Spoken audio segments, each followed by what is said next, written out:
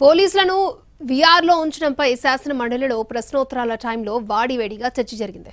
సభ్యులు అడిగిన ప్రశ్నలకు సమాధానం ఇచ్చారు హోంమంత్రి అనిత. అయితే సమాధానం చెప్తున్న టైంలో వైసీపీ సభ్యులు ఏకధాటిగా ప్రశ్నల వర్షం కురిపిస్తూ ఉండడంతో మంత్రి లోకేష్ కలుగజేసుకున్నారు. అడిగిన ప్రశ్నకు హోంమంత్రిని సమాధానం చెప్పనివ్వాలి అని అన్నారు.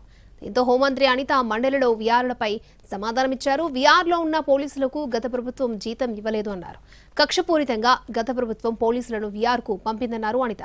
కొందరు పోలీసులకు గత ప్రభుత్వం 3-4 ఏళ్ల పాటు జీతం ఆపిందన్నారు హోంమంత్రి అనిత. రూపాయి కూడా చెల్లించకుండా ఇప్పటికీ పెండింగ్ ఉన్నాయి బిల్స్.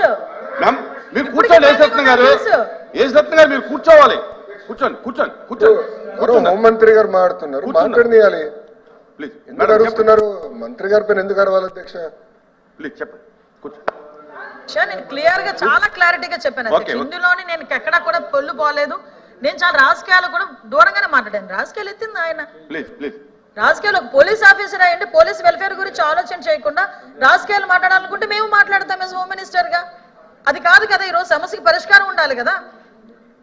మీ సూచన చేశారా? సూచన నేను పాజిటివ్ గా తీసుకున్నాను, డిస్కస్ చేసుకుంటాం, ఇబ్బంది లేకుండా చేసుకుంటాం. కక్షపూరితంగా చేయాల్సిన అవసరం అయితే ఈ గవర్నమెంట్ కి లేదు.